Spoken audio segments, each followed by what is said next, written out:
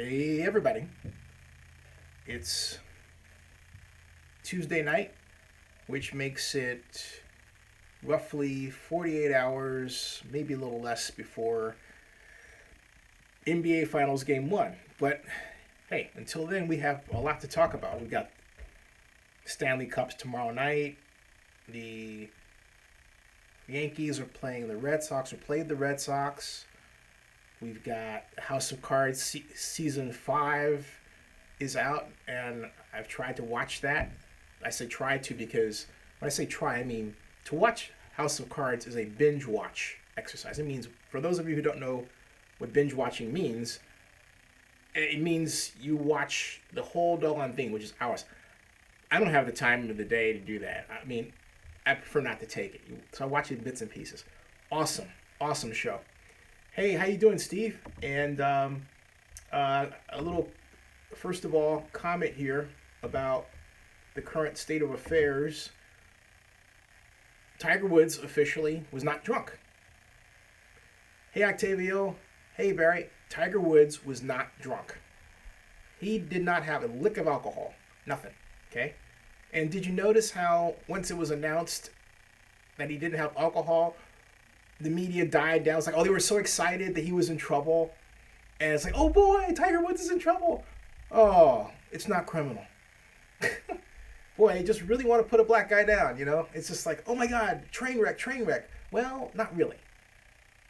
He made a mistake in terms of the prescription meds he was taking, okay? House of Cards is absolutely awesome. I was thinking about doing a House of Cards devoted to a live stream devoted just to House of Cards. Hey, Jack, how you doing? In fact, I still may do that, but I want to do it with a guest, you know, someone like Michael Kelly, or if I can get Tanis Palanto on, who's my friend who was in House of Cards,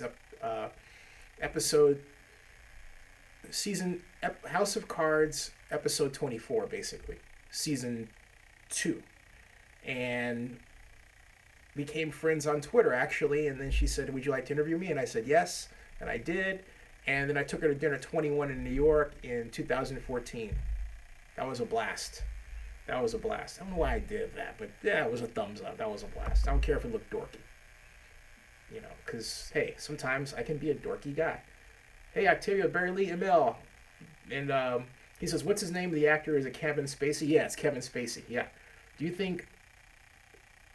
What do you think really happened to Seth Rich?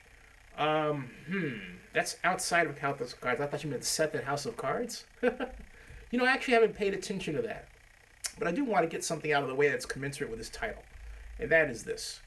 Derek Carr has said, hey, look, if I don't get a contract, guess what? Don't bother calling me, right? That's what he said. He said, don't bother calling him.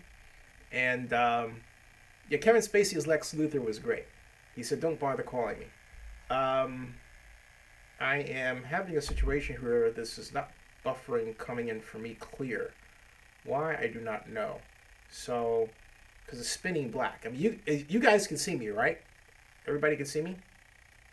I mean, I can't see me, but if you can see me, I'm okay. That's how I'm going to play it. Because it's just like kind of rolling black and there's no screen. Yeah, there's no... according to the Denver Post, that's what he said.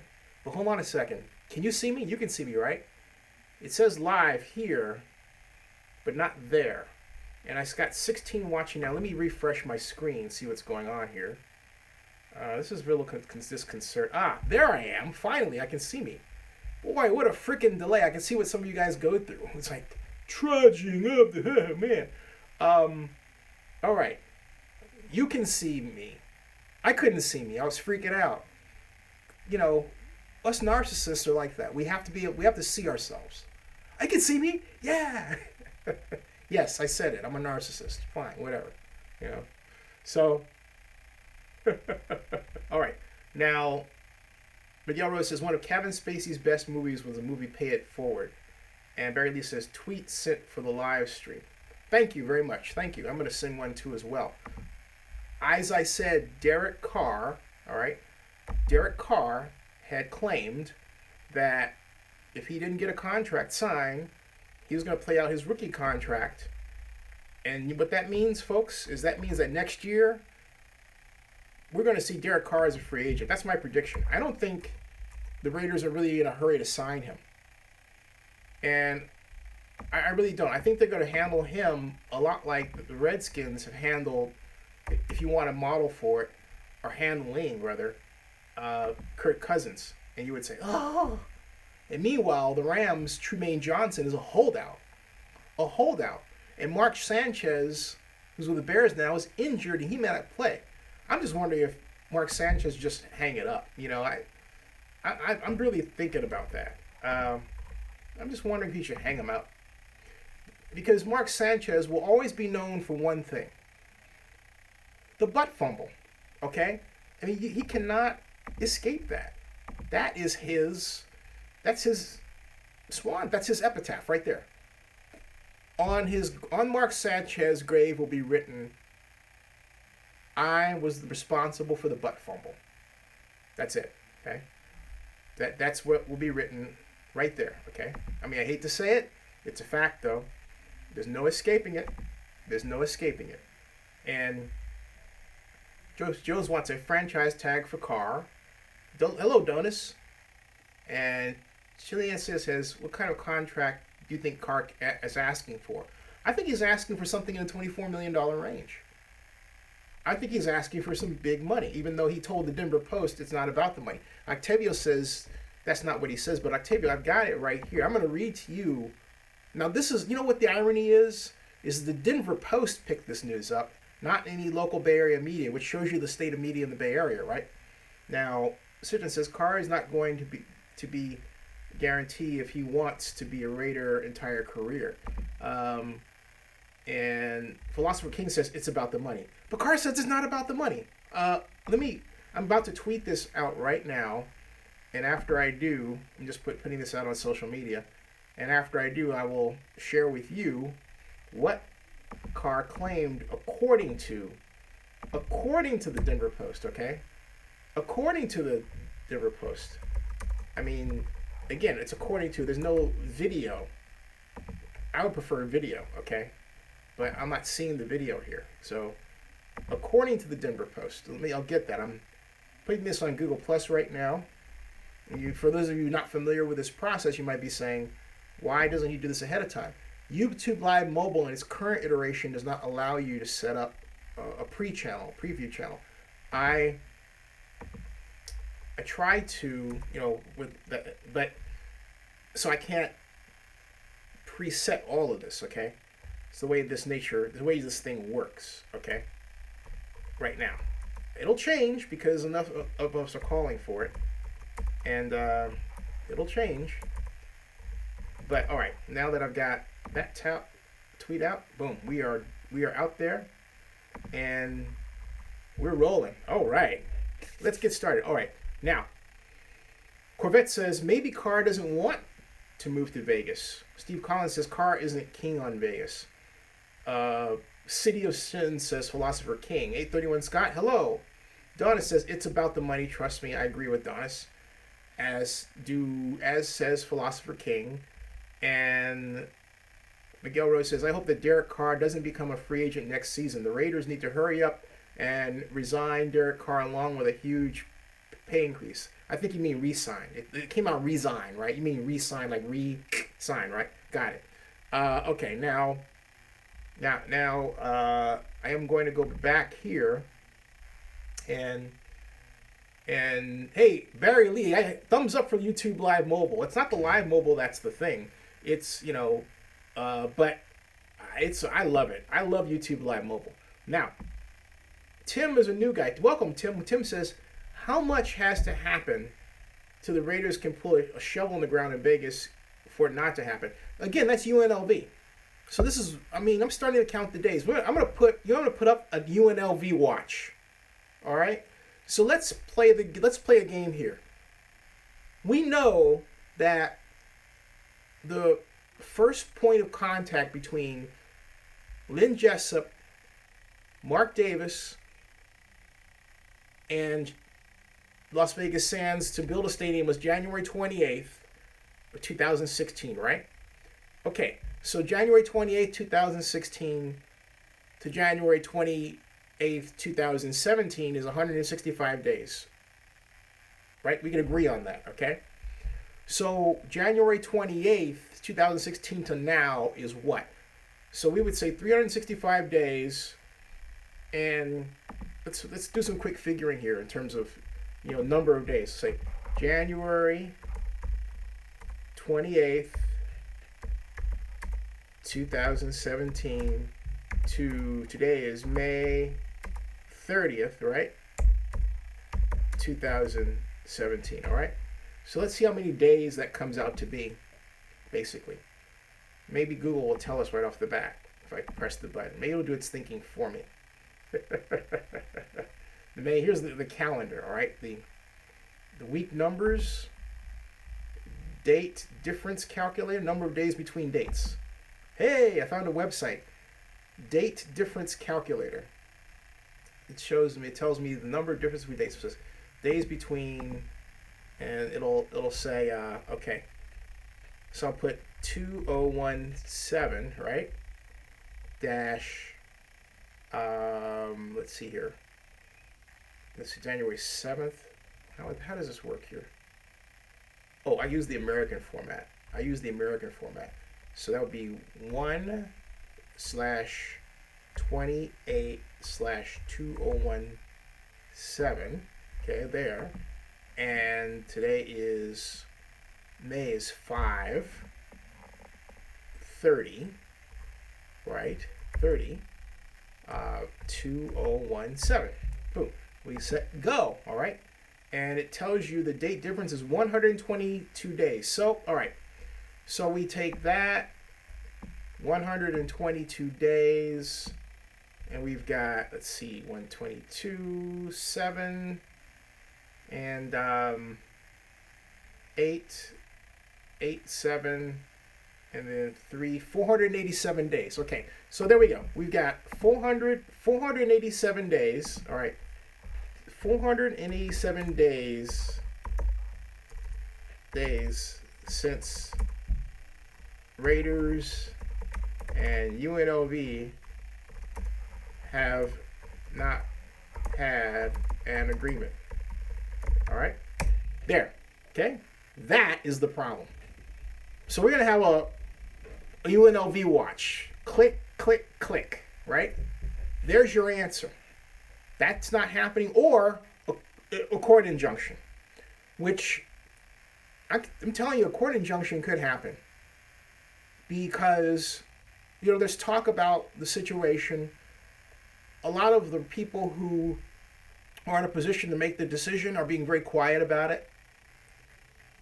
But there's clear evidence of lack of good faith bargaining. And hey, if you want to use the F word, you can. Fraud. All right? You can use that. So those two situations loom. UNLV and court, to answer your question. And Octavia says it does not mean that contract talks won't continue. Well, no, it doesn't. I mean, you guys are talking about, no, it doesn't. And so Octavia says the only thing he said he won't be talking about it when training camp starts. Yeah, Octavio.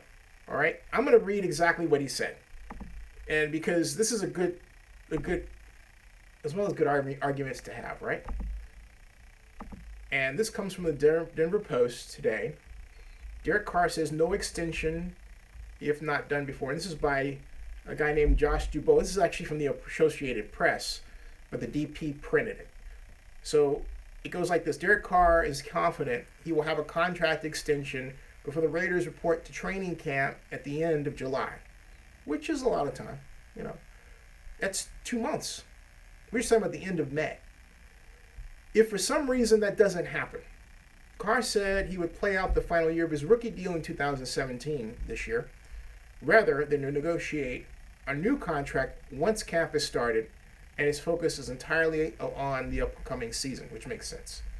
And Carr said, I wouldn't even answer my phone. The money isn't the thing that drives me. If it was, then I shouldn't be standing here. What drives me is making sure I'm giving everything I have with my abilities and making sure that we win. I don't want anything distracting my thought process at all. It's not a jab or anything like that. It's just me saying I'm not going to deal with anything that's not helping me just focus on winning. And so, as we know, Carr is in the final season of his bargain rookie deal, and it's going to pay him just under $1 million, I think 834,000, something like that. And it says that because he was drafted in the second round, not the first, in 2014, the Raiders were unable to use a fifth-year option to retain him, right? Like they did with, Khalil Mack. And so they have to give Carr a long-term deal is the idea here. Now, and Carr says there have been no substantive talks, but he expects things to heat up soon between his agent, Tim Younger, and the Raider brass. And he says hopefully it'll get done. And he said it bothered him to watch Khalil Mack have to answer questions about his contract in a recent television interview. He wants to avoid putting his teammates in that situation in the future, okay? So, look, the simple fact that he said this much means that it's an issue. Because otherwise, he could have said, you know what, I'm gonna keep this out of the press, and I don't want to talk about it. But he didn't say that. He talked about it. And I do believe it's an issue of money. And I said this once, I'll say it again. Get him signed so you can get his mind right. Because as long as he's talking about this way, his mind's not right. And he's not going to be great for training camp. Now, let's see here. Golden State Raiders confident Carr will be paid. Ryan Huckabee says Carr is real. Octavio Arias says no issue, just look at the video. Joseph Jones says I love Carr, don't get me wrong, but he still has a lot more to prove to get the mega deal. Yeah, Joseph is right. He's the leader, no doubt, but his record overall isn't good enough to get $24 million a year. And, I have to agree with Joseph Jones. There are a lot of people who will have emotional ties to Derek Carr for whatever reason, and there's no doubt but that he's been a great quarterback. Others would point to the fact that I thought Christian Ponder was going to start because of his relation with Bill Musgrave. I never had anything against Derek Carr at all. It wasn't that. It was the fact that the Raiders were not, at the time, officially anointing him the quarterback. They were kind of hitting along. And you have to remember something. We just came off the Flynn era, right? Where they were in the process of the Raiders bringing a free agent to counter a quarterback they'd already had year after year. And it's like, God, make up your mind, folks. It was really crazy.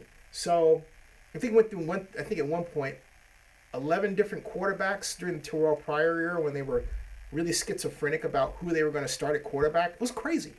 I mean, just crazy what the Raiders were doing. Just absolutely nuts. Now, go Warriors. Go Warriors, how are you? He says, worry about the contract next year. And for right now, he should worry about training camp. And John Marks says, not me. He can go to Denver. John Marks is calling it. He's saying that, wow. He's saying that Derek Carr can go to Denver. I've got to tweet this out. And Tanner says, Mark doesn't have money to give Carr up front. Revenue sharing money doesn't come until the fall. Well, I mean, you can give him an advance. Just give him an advance or something. I don't know about that. And so I'm going to write Derek Carr contract talk now live at Zenny62 on YouTube. YouTube. Join us. There's that. And then I'll say Raiders. Aiders. The thing keeps typing. I'm trying to type Raiders. It keeps typing Aiders. Well, that's me. Hashtag NFL. Hashtag Livestream. Got it. Okay. Hashtag got it. Ta-da. Now, invaders. If you read body language, there is no issue. So Octavio's saying, watch the video. Okay. Shitton says, is it Satan? I think it is. It's Satan. Satan says, so they could work out a deal, get him paid less than $20 million this year. Yeah, just have some riders. Just have some extenders, okay? Go Warriors says, Donis says Tim says, thank you, Zenny, you're welcome.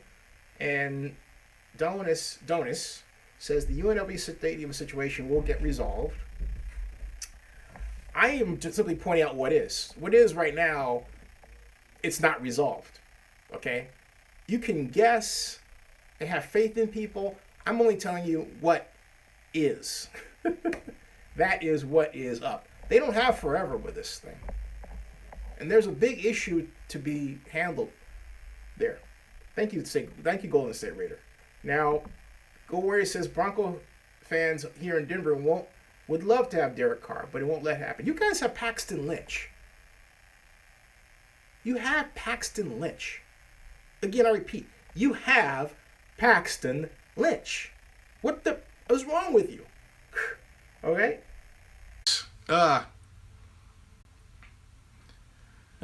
Okay, cool. Sorry about that, folks. Didn't hope there wasn't too much of a hiccup there. And anyway, John Mark says Paxton who? Are you kidding me? Paxton Lynch is not trash at all. No. Maniac says Mark Davis doesn't have the money to pay to keep both Carr and Mack. I think he does. And John Marks has a feeling that Derek Carr is going to what? No. You guys are crazy. You said Paxton who? You guys are crazy. I'm telling you now, Paxton Lynch is going to have a breakout year. I'm telling you. I'm going to repeat that. Paxton Lynch is going to have a breakout year. Watch. Okay? Watch. I'm telling you that. It's not a matter. I'm not a Broncos fan. I'm a fan of players. Paxton Lynch is going to have a breakout year. I'm telling you, he is. Now, and I didn't actually. You said what I did. I didn't actually do anything.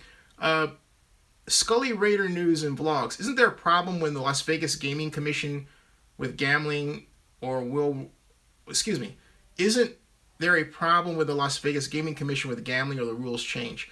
That's they've said that gambling is okay, but the NFL hasn't really decided. And not only that, to me, the Players Association should step in and say something, because if you're allowed to take your smartphone into a Raider game as planned in Las Vegas, and say you're coming from wherever, and you bet on that game, is that, I want to understand that better. Is that what we're talking about? That's wild to me. So I can sit there, and what am I betting? Am I betting that Derek Carr will throw for over 300 yards from my seat? Does Derek Carr get a piece of that money? Now, I'm just asking. Because to me, it's one thing to bet on a player, fantasy sports type, right? But to pay money to go into a stadium where that player is playing and then bet on that player, that's like high liar. That's like horse racing. It's becoming like horse racing. Maybe in the future we'll have the NFL equivalent of the exacta. Quarterback throws a touchdown, running back scores a touchdown, wide receiver scores a touchdown. You're exacta. Right? Yeah, so the quarterback has to run for one, the running back has to run for one, and the wide receiver has to catch one. There's your exacta. Wow. And what did Barry Lee says, Mr. Rose, come on, you're a vet up here. Okay. Miguel Rose says, everyone from the Denver Broncos, including, no comment on that one. You're calling Jack Del Rio a bad name. I don't echo that one. No, not at all. Not at all. John Mark says, Paxton will have a butt fumble moment. Bet she doesn't. 831 Scott says that. And then he said, Ryan Huckabee says, Denver does not deserve this conversation. In what sense, Ryan? Can you elaborate? And Octavio says, Denver posters making fun to hype Broncos. And Golden State Raiders says, then will you cover the NBA Finals postgame? Yes. And Maniac says, Mark Davis, yeah, I got that one. All right. Now, what else? Who am I missing here? Tanner says Paxton is a joke. What? In his rookie season? Paxton Lynch a joke? No. Not at all. He says, what has he done? He could not beat Simeon for the job. He's just learning the system, okay? I'm telling you. Last year was his first year. He was just learning the system. But this year coming in, watch.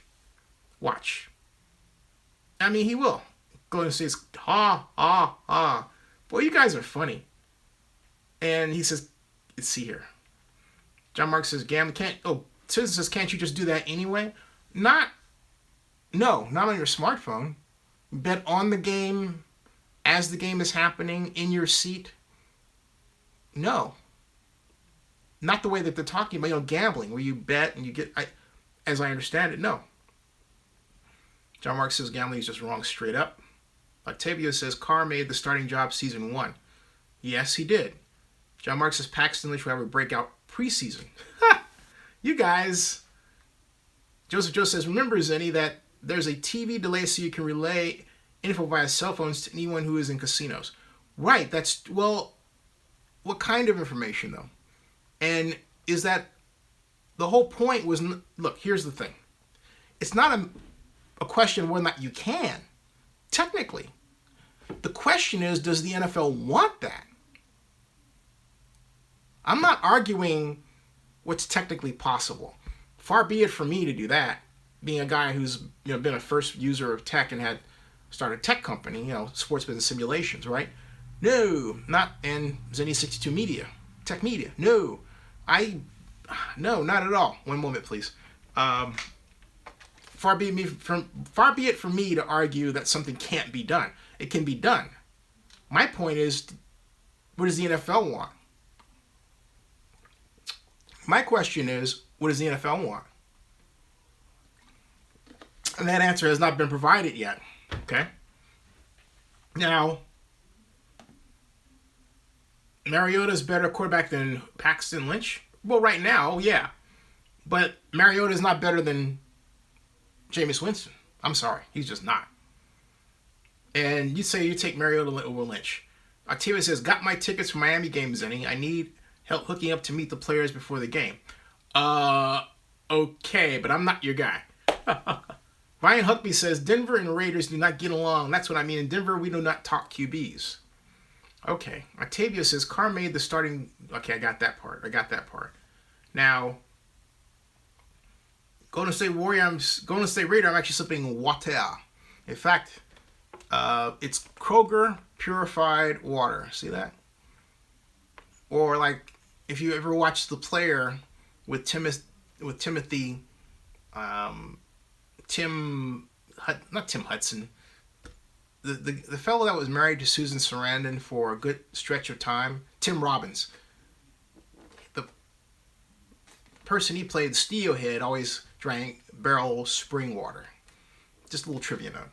Now, Octavia says, I thought you had inside people with the Raiders. Yeah, well, I do, but not for that. Sorry.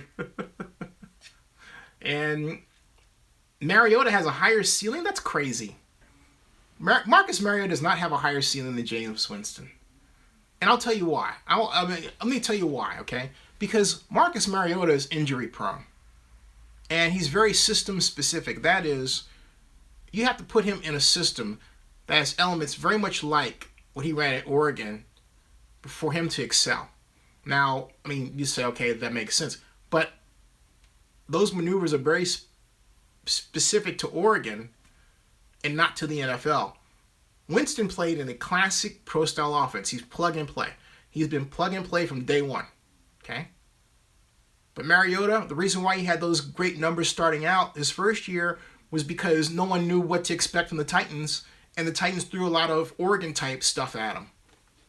Especially the Bucs. The Bucs were completely not defensive game plan prepared for that contest to get week 1. No, they were not prepared at all. Not prepared at all. And they were not coaching Jameis properly offensively either. So, and the defense sucked. So, no, not at all. Octavia says, hook me up. GSR 2 years, 1 day. Yeah, right. Golden State Raider, Mariota's been on IR 2 years straight. That's my point. Marcus Mariota is a China doll. All right? He is a China doll. He gets hurt too easily. I mean, one good lick on him and phew, that's it. He's headed for the infirmary, man. Forget it. And I should do music video reactions. You know, I've got to be careful with the video music stuff because of copyright things, and so that's why you're not hearing me with the music, because it didn't happen. Of the several times I did, maybe it happened once, but once is enough. Twice is enough for me. Okay, the one time when I was doing the Rocky deal, a little longer, and then the bell, and the other time I have sorry to say, Donis, when he had his video had music that Donis did not have the copyrights for. It was classic music we heard. I played it on Donis' behalf, but I took a hit for that. Okay, so and that's not Donis' fault. I could have elected not do it then, but I've talked about it before, so I don't want Donis to get nervous and go rah, rah. No. But I'm just pointing out that's why I don't do the music. I have to have some canned music that is royalty free, and it's out there to be found, and I'll find it. But right now, what I really would want to settle into is just getting a rhythm. I'd like to get up to about 40 visitors a night at any time. One time, right now we're at 23, and we're headed on the upswing. And sometimes we're at 40, sometimes we're not. There were times we're at 100 when the whole Vegas thing. But that was like a one issue deal, right? And I want to go beyond the one issue. I just want to have a simply good place to talk and chat about sports news and pop culture and personalities. And I'll have more guests too. So Go Warriors says, I see y'all later. I think there's lightning, so I'm signing off. Oh, sorry about that.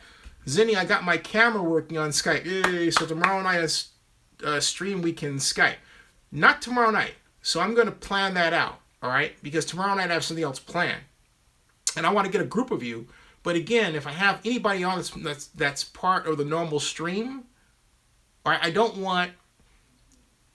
I want to have people, if you're going to do this, to help me talk to you. Because I want to have guests. Here's my point, all right? And I want to emphasize this. You all are regulars. You all are the chat people that bring the questions and everything else. But guests are people that have done something in life you want to meet and talk to. You're going to see them once in a while, and we all have an exchange with them, okay?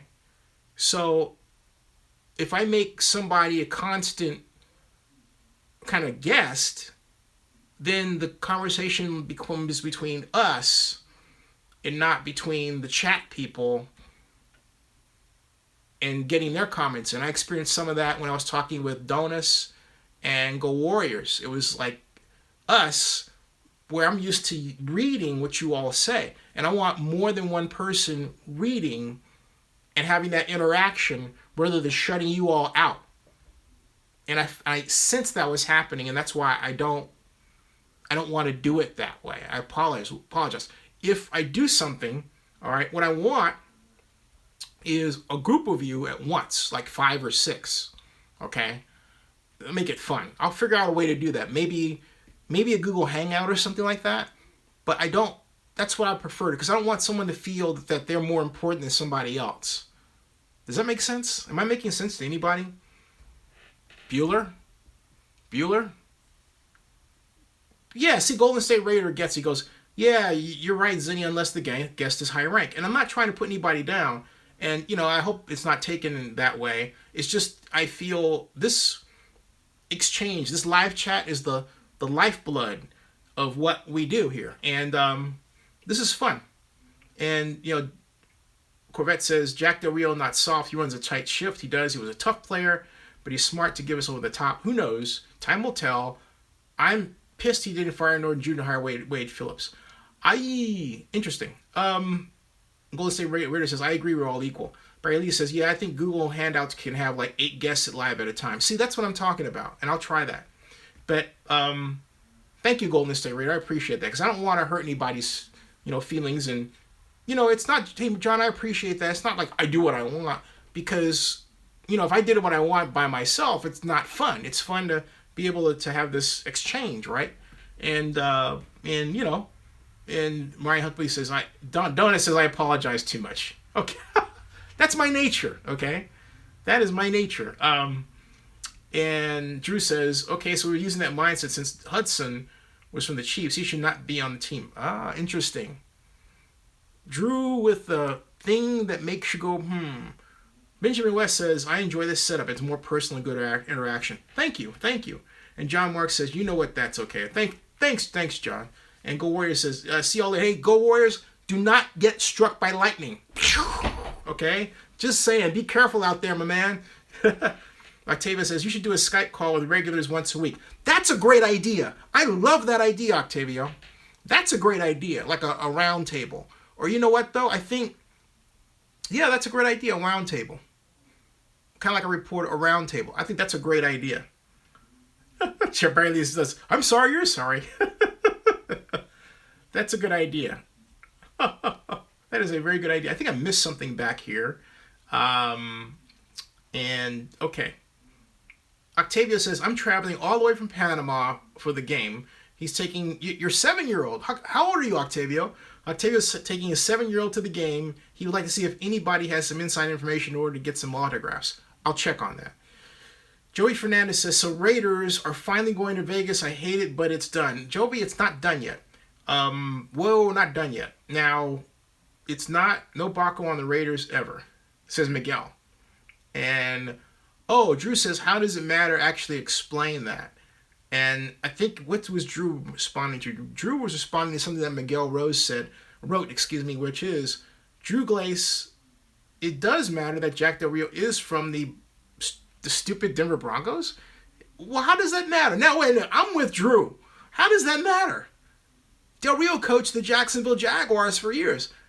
I love Jack. Jack's a great guy. Great guy to run into at, Sam's Anchor Cafe in Tiburon and have a beverage with. What are you talking about? And that's how I think of all the people that I'm talking about. Somebody that I'm going to, run into and meet and talk with. Now, Tanner, no name calling. No name calling, all right? Okay, why do you disagree? But Tanner, no game, that's worse. And so, let's see here. Wait a minute. Okay, Ryan and Tanner, no name calling. If you name call, you're out. I'm just saying, I'm not going to tolerate that. I'm not going to tolerate that, okay? So, yeah. As John Mark says, Tanner, warning 1. No name calling. Ryan, chill, all right? Miguel, I think you can help us out by mitigating your comment a little bit. You know when you're not being, okay? So, my point is, what do you have against Jack Del Rio? Let's talk, all right? I mean, don't just say, don't give me an absolute, like, he's a this or a that. Tell me technically what your issue is with how Coach Del Rio does what he does. I'm asking, all right? Octavio says, Jack has done a great job, a good job, only better coach has been Gruden because of football knowledge. Actually, you know what? Del Rio has great football knowledge. All coaches start with 0 Super Bowls. Steve Collins says Del Rio is 19-13 as Raider coach. Yep. And King Jose, I salute you. How are you, sir? Yes. Woohoo! Welcome to King. Hey, everybody, say hi to King. Hey, King. Hey, King. How you doing? Benjamin says sports is a revolving door as far as players and coaches, especially the way free agents go. John Mark says Jack Del Rio has got the Raiders on the right track. I agree. He does. And not only that, I had a defensive concept for Coach Del Rio I shared with him at the Lee Steinberg Super Bowl party in Miami, okay? And, he really ran down the different coverages that he would use to tackle the offensive idea that I had. And we were just talking, right? And he just rattled them off in his head like there was nothing. And about how this coverage would change if I put the motion, if the flanker came motion across, and how that would produce a situation where, I mean, you get the idea, okay? And that's all just without chalkboard. We're just talking it through, right? So no, not at all. And he is a no-nonsense coach. How is training, King? How are you? And Corvette says, Miguel Rose, Bill Belichick didn't win a Super Bowl before he went to the Patriots. That's true. Look at Pete Carroll. And look at the bum rap Pete Carroll got for years. And then he went to USC and turned that program around, let's be honest. I mean, it was great with John Robinson, then it fell into some dire straits. Pete Carroll came in and restored USC to glory. Then he jumped to the Seahawks, ostensibly to avoid some recruiting issues. But Riley says, we have Giovanni. King Jose says, Octavio, training is horrible. I hate my cardio days. Oh, wow. Hey, man, no pain, no gain. Corey Brown, how are you, Corey? Corey says, in regards to the Raiders' move, why are there so many deadlines for the various issues? If they're that want the Raiders, why the deadlines? Well, Corey, this is how it works. Hey, Corey, how old are you? I'm just curious. But if you are building something, okay? I'm trying to find an example. Let's say that this soccer box is a building, okay? And you're trying to build this building. Well, first of all, you got to own the land under it to build it, okay? Second, you've got to find the architect to design the building. Third, you've got to have the architect find a contractor and an engineer that will take the architect's designs and convert them into buildable plans. And then as that's done, you got to work with a battery of attorneys and lawyers, and then the engineers and the architects have to work with them to draw up a development plan, and also your point person, your project lead, your construction manager like Cordell, to draw up your development agreement, all right?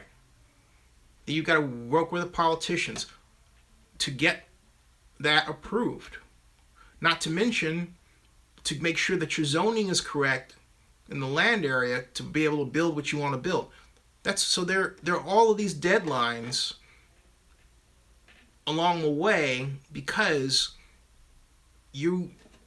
it takes time to go from zero to completion, okay?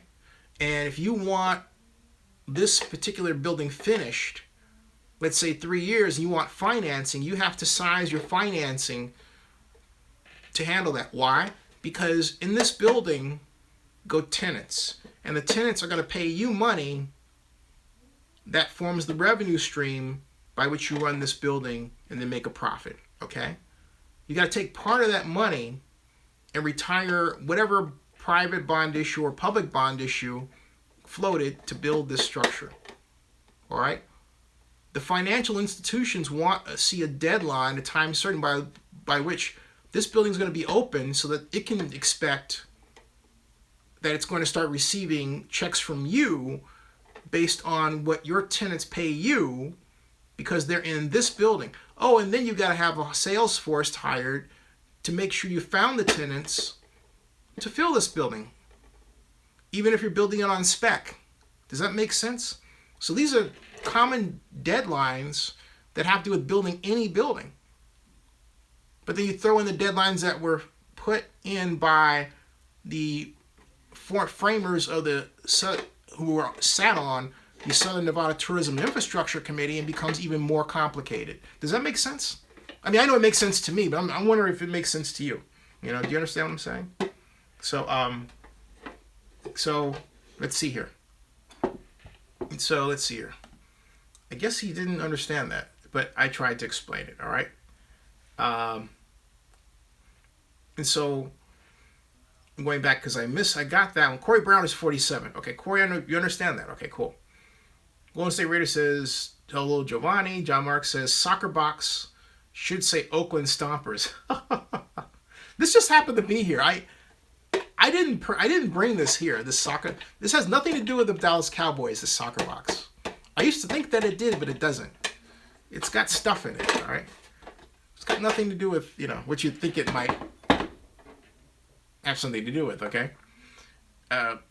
Miguel Rose says to Corvette, any NFL coach that's already been in the NFL 10 plus years and doesn't have a Super Bowl ring obviously doesn't know how to coach at all. No, that's not true. Some coaches just don't get lucky. Jack Del Rio guided the Jaguars to the playoffs, I think, once, right?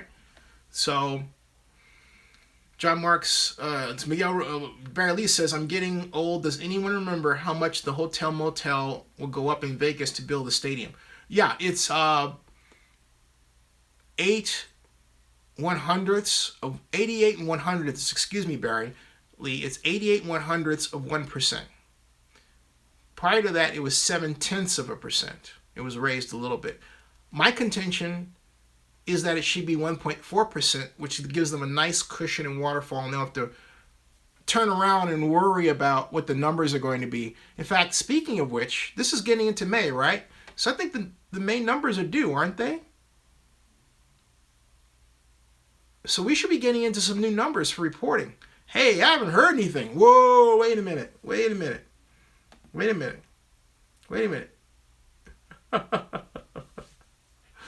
Oh, man. John Marks, soccer box property of Oakland Stompers, 2018. You guys are calling Andy Reid bad? Whoever called Andy Reid a bad coach, you crazy. Now I'll tell you why you crazy, all right? First of all, Andy Reid led the Eagles to the Super Bowl, lost to the Patriots, but he put together Donovan McNabb and Terrell Owens to form the core of one of the NFL's most exciting offenses in 2004, okay? And they played in the 2005 Super Bowl. In fact, consider this. Had I won the competition to bring this 2005 Super Bowl to Oakland, the Eagles-Patriots game would have been in Oakland. That would have been so cool. Instead, it was in Jacksonville. Nothing against Jacksonville and Heather Servers. I'm just saying, okay. Anyway, all right. I'll say it, Zingy. That's crazy. Why is it why? Yeah, thanks. Okay, yeah. Thank you, Barry.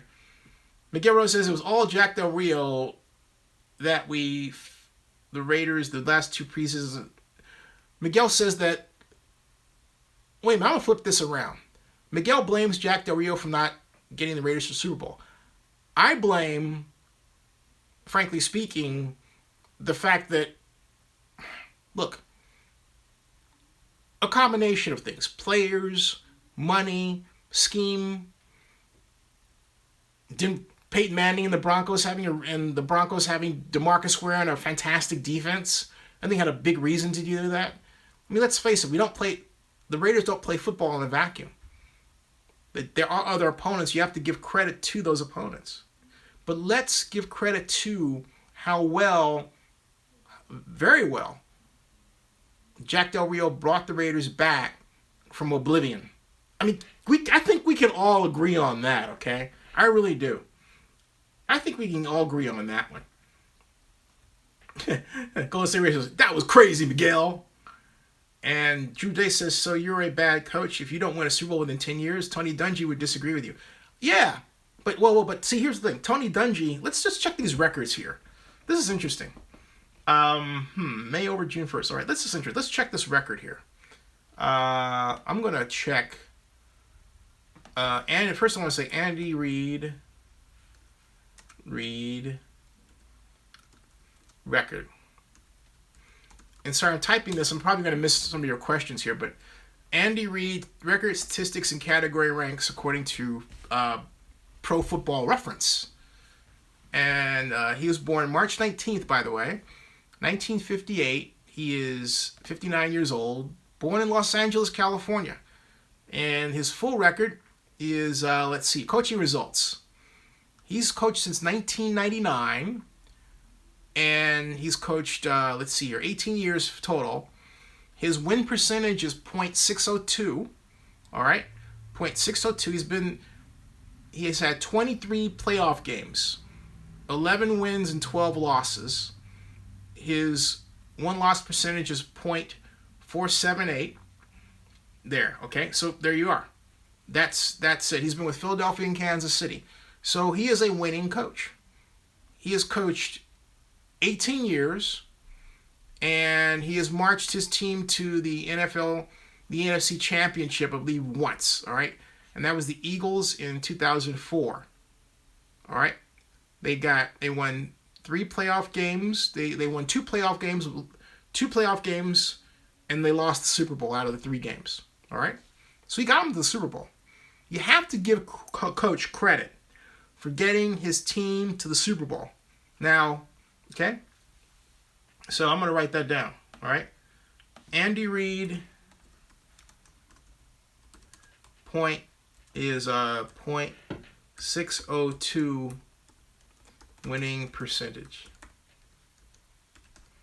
Got it? There you go. Andy Reid is a .602 winning percentage. Now, let's see. What is Jack Del Rio, Zinni, Bill Belichick? All right, you want me to check Bill Belichick's record? All right, I will.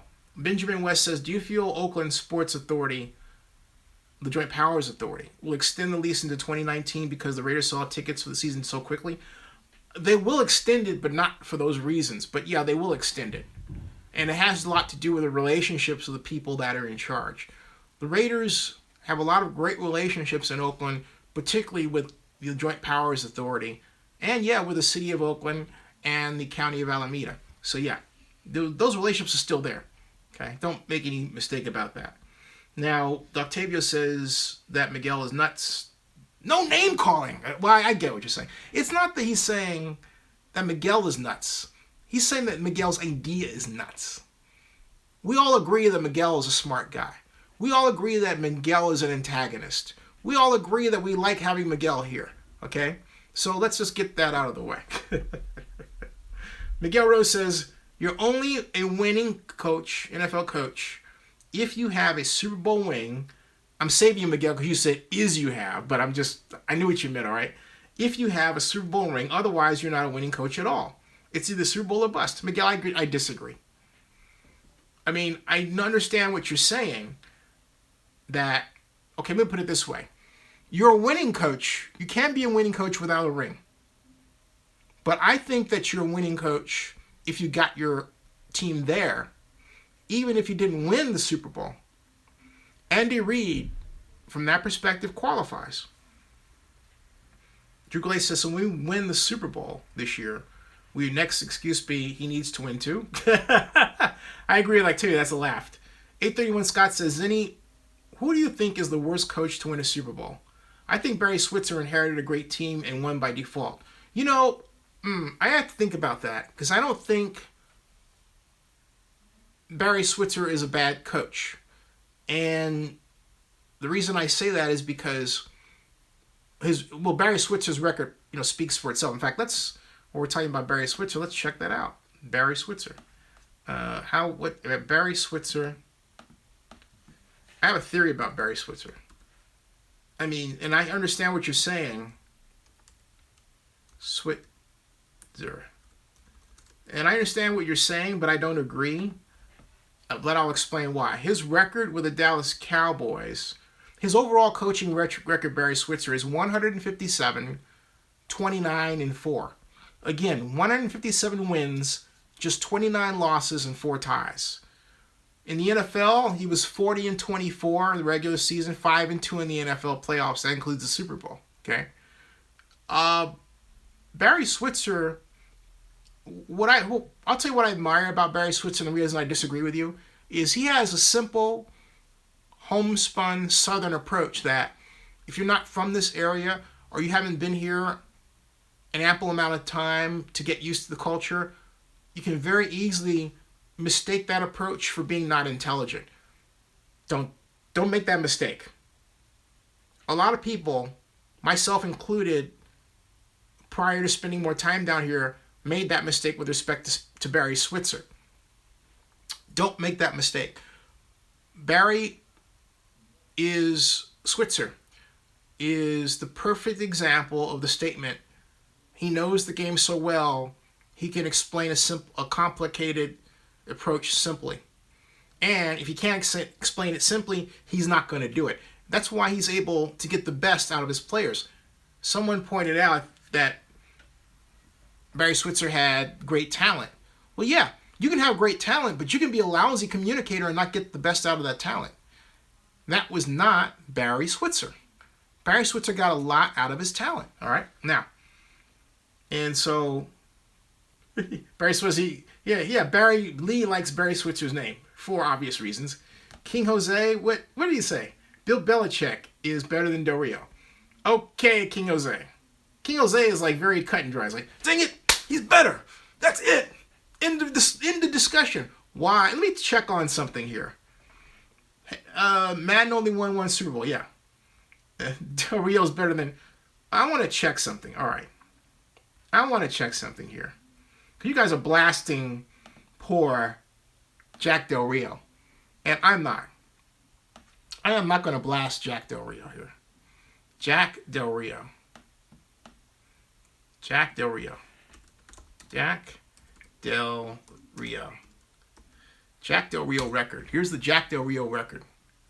Jack Del Rio records and statistics. Jack Del Rio is, let's see here, born April 4th, 1963. He is actually younger than me by a beat. Born in Castro Valley. Jack Del Rio has been in the NFL 11 years. He has a .509 winning percentage, which might lend a tick to what Miguel Rose is saying, all right? Now, his first year with the Jaguars, he was 5-11. Then he improved to 9-7. But then he improved to 12-4, and he got them into the playoffs. He then returned to the playoffs with the Jaguars after going 8-8 in 2006. In 2007, went 11-5 once again, then went 5-11. That's interesting. His teams have a tendency to go, they're really great, and then they're bad the next year. That's a pattern to watch out for because, look, he was 5-11, right? First year out. Then he went 9-7. Then he went 12-4. Nice rise. But then after that, he went to 8-8. Then he went to 11-5. Then he went to 5-11. Okay? Then he was 7-9, 8-8, 3-8, and then with the Raiders he was 7-9, and now 12-4. So if you look at his past pattern of coaching, does that mean that we're headed for a losing season?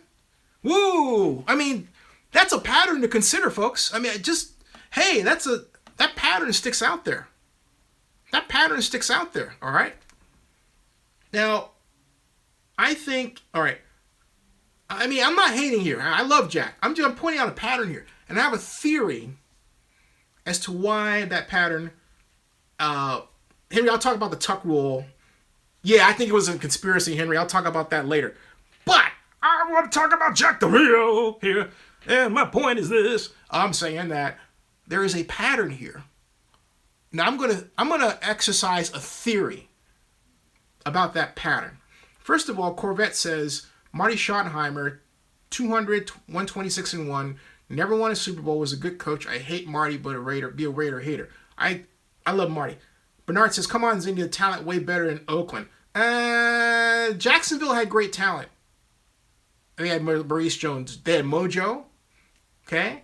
They had great defense. And so John Mark says, well, Jack, go 3-13. No, I'm not saying that. But here, I'm spinning a theory. Here's the theory.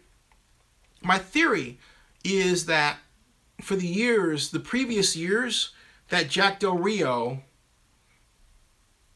had a bad year, he had the same offensive coordinator. Now, let me check that real quick. All right? Because I really believe this theory might hold. I just want to see something here. Jacksonville Jaguars. All right. Jacksonville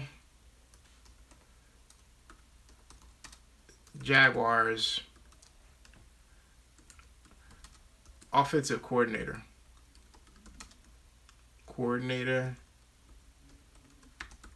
And let's see in 2003 who the offensive coordinator is when they had the bad year going out.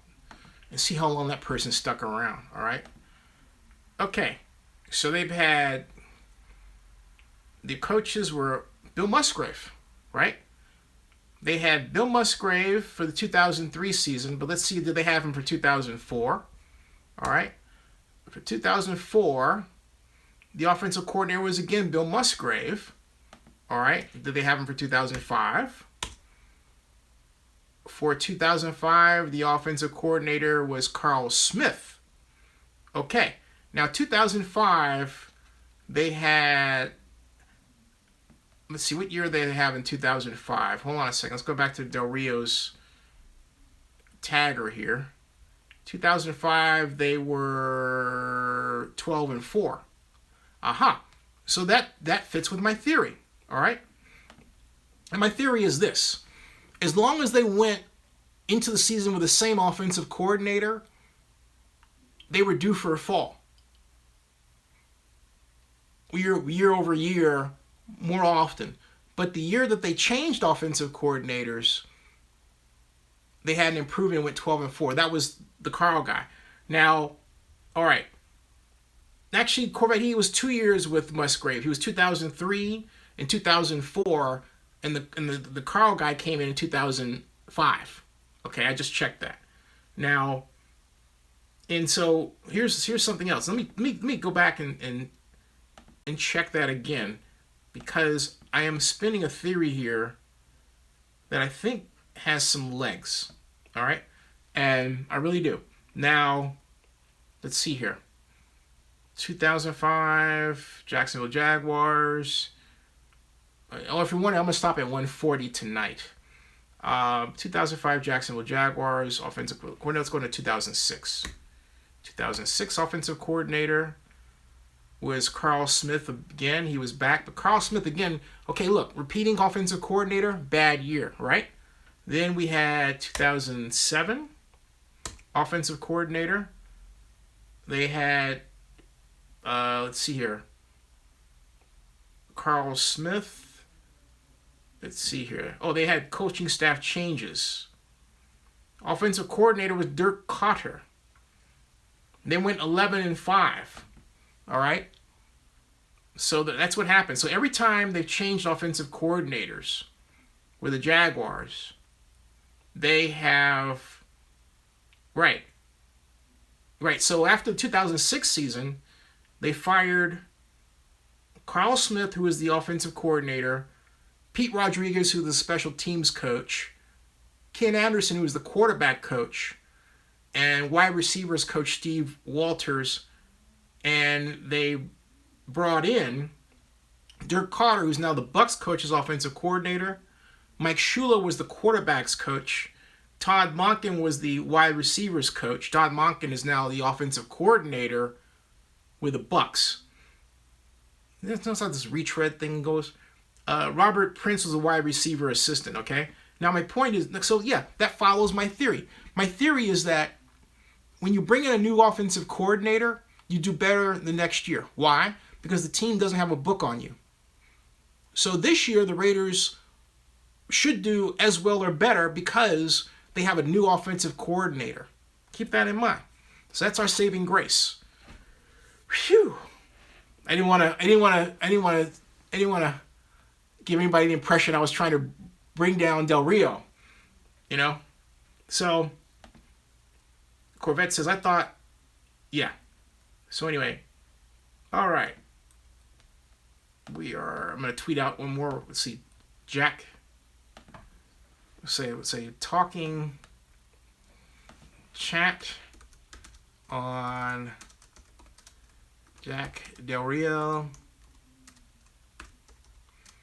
Derek Carr contract. Oakland Raiders. Las Vegas. And I'll hashtag NFL. Hashtag Vegas. Hey, Barry Lee, are you still there? Any moderator that is still there, anybody that's on a Twitter account, could you please retweet that? Thank you. Now, Joby says good night. Hey, good night, Joby. Thank you for playing. And Corvette says, but they're running Musgrave's system just added some tweaks to it, I heard. Yeah, but Corvette, that's a great point. They are running that system, but they're going to throw deep. And my point is that when you say I'm going to throw deep, that automatically calls for a different play design and approach and use of plays you didn't employ in previous years, or at least in certain situations. So that means, again, a change in the book. You're going to need to have, how you approach the deep game is the question. Is he going to have movement? In other words, roll out or sprint out? Will he rely a lot on play action? Will he use 7-step drops? I hope not. How will he approach it? How will he slice that bread? That's the question. Yeah, different game. Now, the tuck rule. My thought is that the tuck rule was a way of blunting a very hot Raider team that, had it not happened, would have beaten the Patriots and gone on to play the Rams in the Super Bowl and quite possibly win. The Rams were the greatest show on turf, okay? But I really believe that the tuck rule really was one of those games that, remember, they were playing in New England. New England got the home field advantage by the call. So if that were in Oakland, it wouldn't have happened. And I really hold to that, because that was ridiculous. If they really wanted to get it right, all they had to do was go back to the replay if they wanted to. Even if the rules didn't say use replay, they could have done that just in the interest of getting it right? They didn't do that, okay? So, yeah, I always hear that. I always hear something about, I always hear that. And we're going to beat the Patriots. I remember we were beat the Patriots a few years ago and it didn't happen. I was there. Hey, thanks, Barry Lee. I appreciate that. Miguel Rose says, if the Raiders are serious about wanting to win a Super Bowl championship, they'll clean house, bring in the entire coaching staff, and replace it. Well, Miguel, we have a shifting. I don't think that's it, because my point is it's easy for you to say you need to get rid of X, but you haven't answered the question why. Why is it so important to get rid of that person? What specifically is it that they're not doing? Let me flip this around for you. How can you help them do better? What advice do you have for them? All right. Teen Jose says, come on, Zinni. Be serious. Y'all ain't beating no Patriots. Never say never. It is, after all, a road trip. Harry Flores says, Steve Young was the only NFL analyst to say it was a fumble. Right. 831 Scott says, what really hurts the Raiders' run game last year is when Carr broke his finger and couldn't take snaps under center anymore. And Golden State Raiders is gone. John Mark says, King Jose 19 is the next MJ. I agree. Retweet done, sir. Barry Lee, thank you. I'm going to write thank you. Thank you. Thank you. Thank you, Barry Lee. As opposed to Barry Gibb. Yeah. Damn that way, says Bernard. Bernard says, damn that way. Damn that way. So, hey, have any one of you ever seen my interview with Jack Del Rio at the NFL annual meeting? Just wondering. Well, it wasn't just me exclusively. It was a roundtable. Have you guys seen that? Have I shown that to you? Just asking. Bernard saw it. Corvette did not see it. Who else? Who else? Let's see here. Barry Lee hasn't seen it. Sitton has seen it. 831 Scott saw it. Miguel hasn't. Steve has seen it. So you got 2 yeses. Benjamin didn't. Where's King Jose? Cleveland Flores hasn't. Okay, so a majority of you have not seen it. I'm gonna play it right now. I'm gonna plug in the speaker and get it for you, and so that you can hear what Coach Del Rio was talking about at the time. So Keep in mind, the Raiders are not exactly happy regarding my take about Vegas, so keep that in mind when you watch this. All right, okay, that's plugged in there. The speaker is on. Okay, and over there, go over here, go to my YouTube channel. Voila. And let's see here. We've got... And what is up with Trumanine Johnson holding out from the Rams like that? Wow. The Rams can't catch a break, can they? Would he go down to Mexico or something? Party! Okay, NFL AFC. Let's see here. NFL AFC coaches meeting live stream. There it is. And I believe it's mostly Del Rio.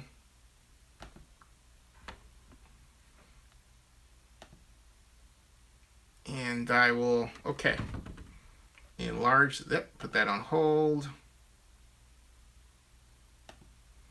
Let that play. I'm getting it adjusted so it starts right at the point where it should start.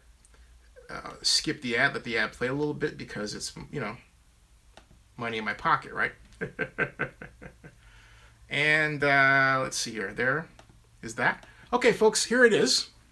You're about to see, this is the AFC coaches meeting breakfast at this year's 2017 NFL annual meeting. We're going to Todd Bowles' table. You're going to be flying around with me. This is a live stream. Some of you have seen it. Some of you, most of you have not.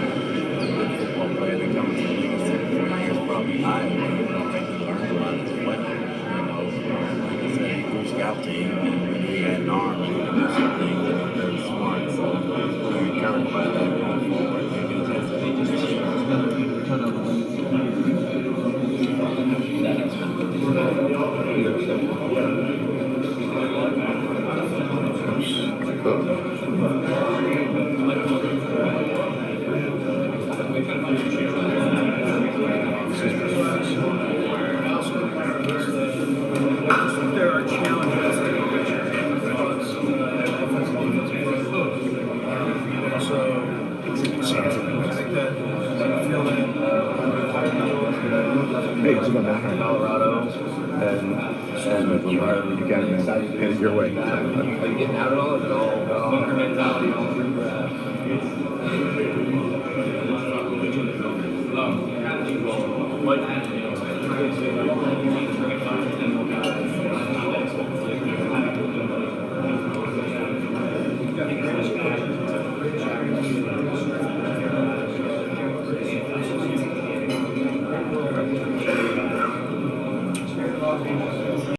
In the interest of time, I'll fast forward just a little bit.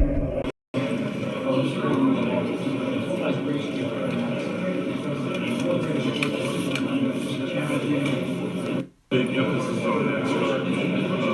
Was that during the review? Something that has to get done? You said you've been there a couple times, shows, gambling, whatever. Could you ever, from when you were there, because I assume with the stadium they would push for And good food. And good food. I'm assuming with a stadium they will push for one. Can you envision a Super Bowl there in that town? When you think but you've been to Super Bowl, and so I mean, when you think of a Super Bowl in that town that would help, what would you say to that? If it ever happened? It would be an actual. I would think that would be almost an automatic. Designing it, you've got all the things you look for: the infrastructure, hotels, restaurants, everything that you need and want. Close proximity, for all the events and there's space to do all the events. I think, and the beautiful weather. I think it's going to be a natural fit. Is there an environment in football that replicates the black hole? Just how it is to be up there? Say that one more time. Is there anywhere in football that replicates the black hole?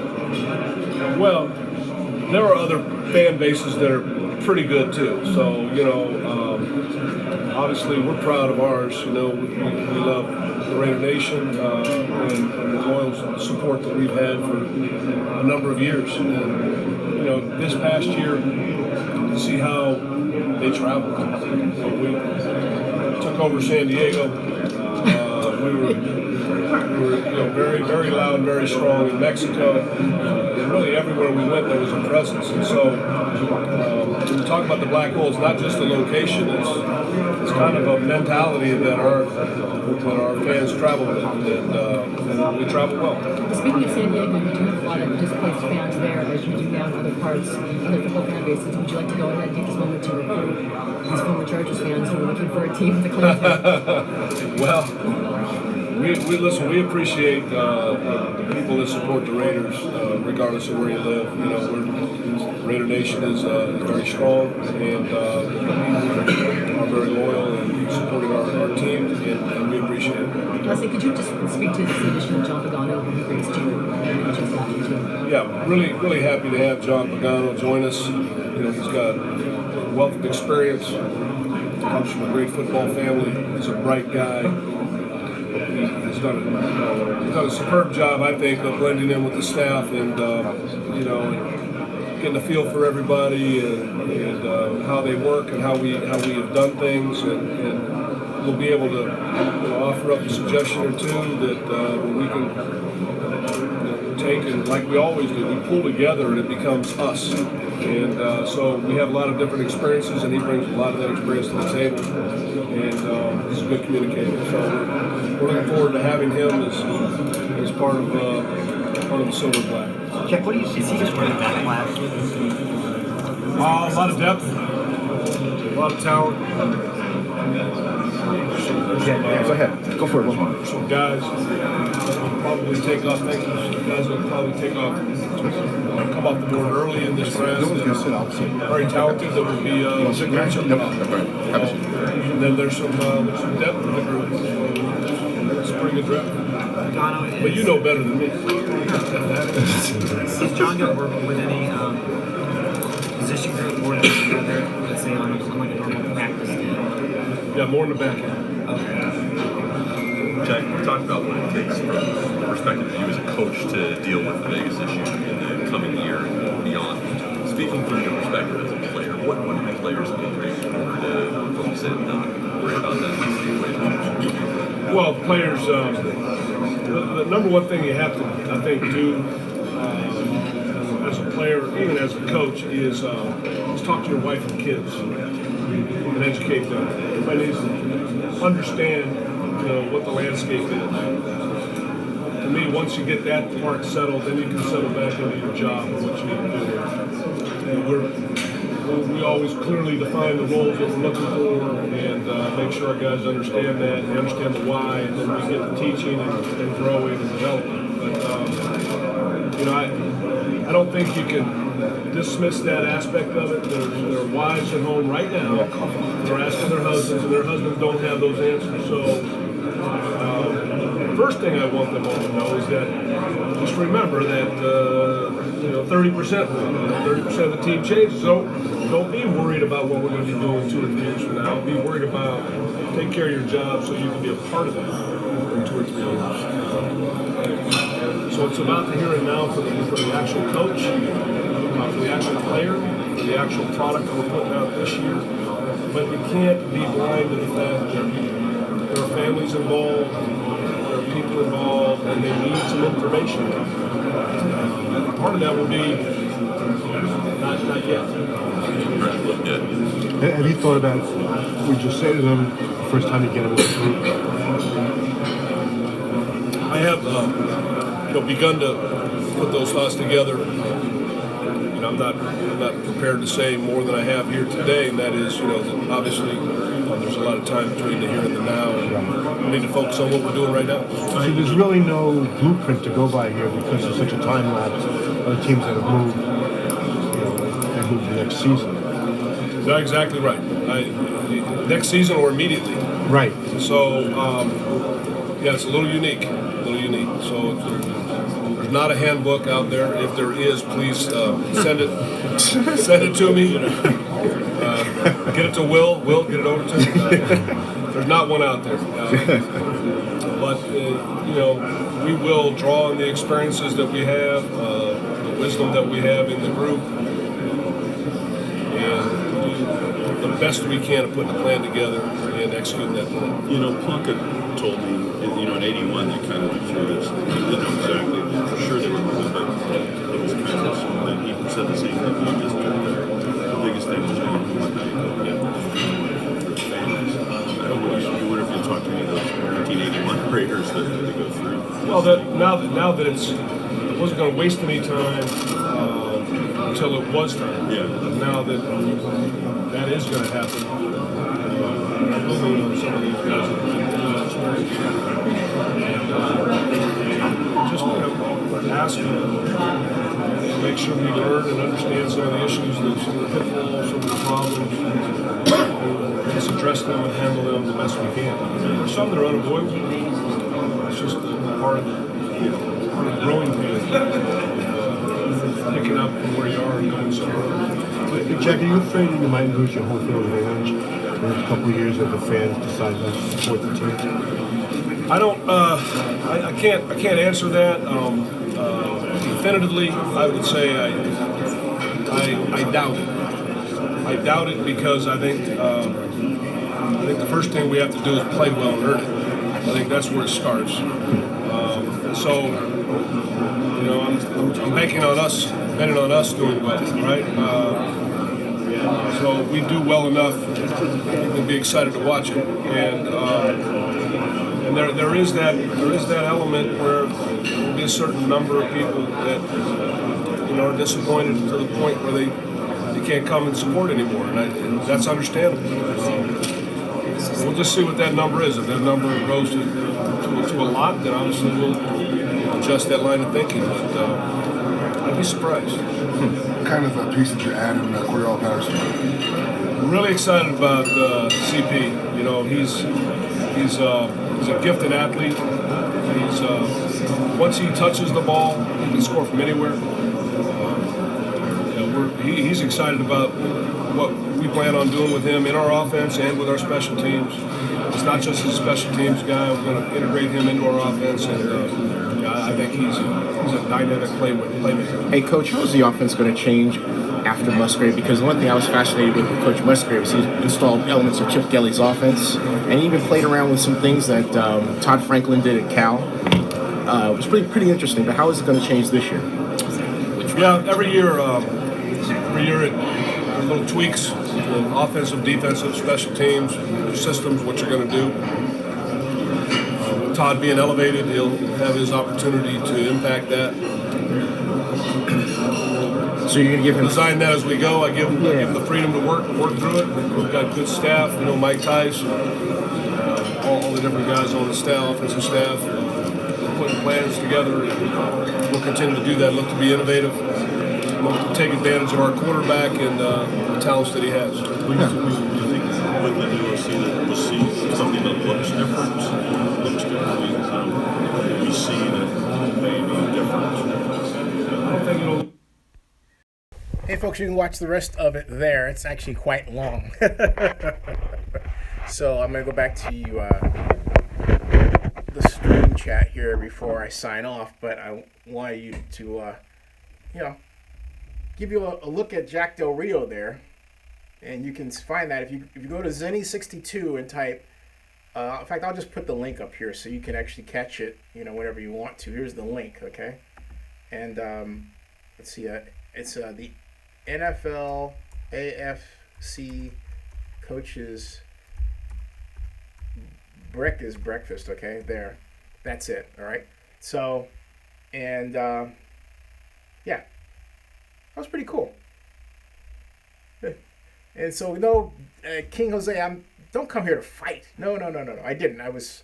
I did notice. In fact, when I put the Jack Del Rio video up, I was blocked out from your chats, and I was listening to what he said. So no, I hope you don't come here just to do that. All right.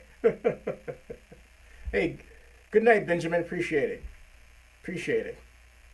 Now, thank you. All right, folks. There's 20 Nachi now, and so that gives you a view of what is on.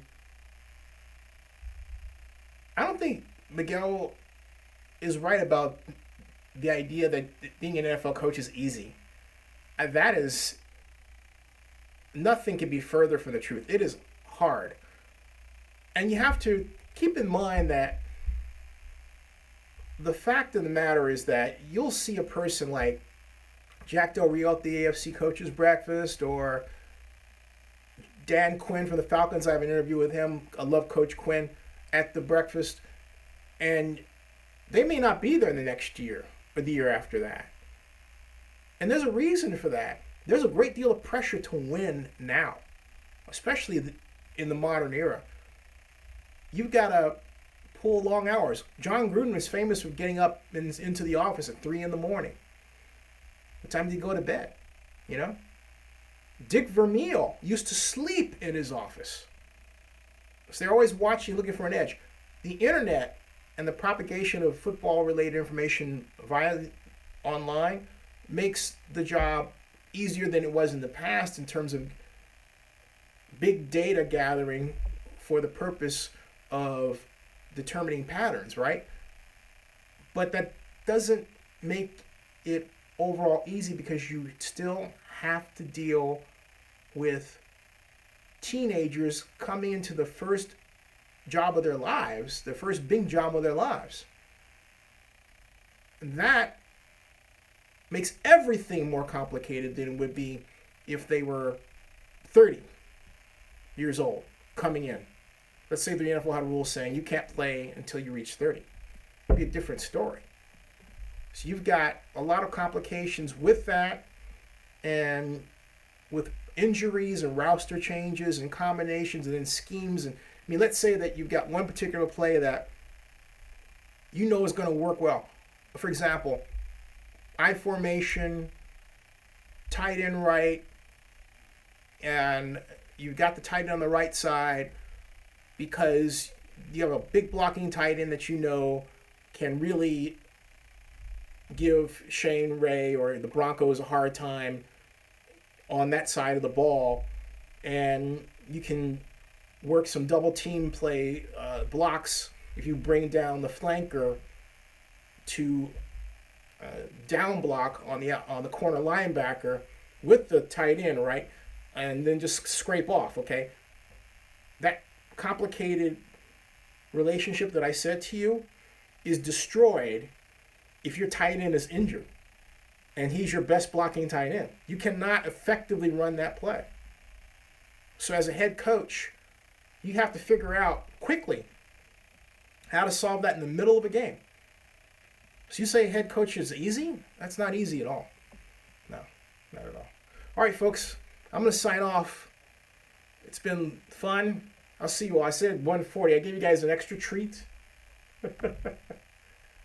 All right. And so Miguel Rose is not easy. It's not easy. But good night, everybody. And thank you all for being great and getting this up to 28 tonight. That was pretty good. And so talk it up with everybody and bring more people in. And oh, by the way, I'm trying to get Lou Ferrigno's daughter as a special guest on. We've been exchanging phone calls. So I'll give an announcement. We're going to talk. John Marks, you'll especially like this one, and others who remember the Incredible Hulk. His daughter called me, and we were planning a show. So I'm really excited. Shauna Ferrigno. Watch out for Shauna Ferrigno. Good night, everybody. Good night. Good night. Good night. Shauna Ferrigno. Good night, boss. Good night. Good night. I'll see you all. Good night. Thank you all. And remember, thumbs up. All of you, thumbs up. Please, please, please. It helps so much. Thank you all. Thank you all. Thank you all. Thumbs up before you leave. Thumbs up. Thank you. Got 12 thumbs up and 16 watching or 15. Thumbs up. Thank you. Thank you. Yeah, she is awesome. She really is awesome. Lou Ferrigno. Yeah, and I know Lou, so yeah. Thank you all. Good night. I'll see you guys. Okay. See you. Thank you.